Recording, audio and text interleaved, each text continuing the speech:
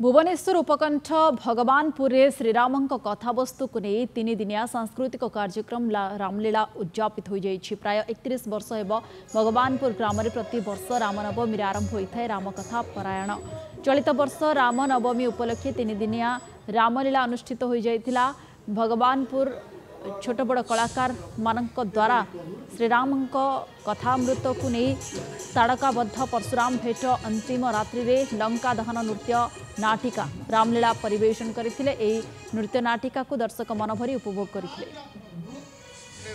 जाति धर्म वर्ण निर्विशेष समस्त एकजुट होई लीन हो जाती 14 दिन लीन हो जाती प्रभु काम। आज प्रभु रामचंद्र पत्नी की सीता को उद्धार करवा जाए आमर हनुमान जमी 7 दरिया जाते समुद्र दे जाते आज हनुमान आज ए प्रोग्राम लंका दहन जो लंका पोड़ी हम आज यही अनुष्ठान 1993 मसीह आरंभ होता आज को 31 वर्ष पदार्पण कर 3 दिन धरी प्रोग्राम हुए।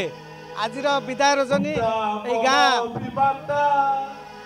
जो अनुष्ठान आज शेष राजनी लंका दहन अनुष्ठित होती 250 कांदी कदली लगी फलमूल अनेक संभार होती गाँ उत्सव मुखर होती बहुत बढ़िया भाव पालन होती। रामलीला कमिटी आम भगवानपुर आज को दीर्घ 31 वर्ष हम ये कार्य संपादन होती।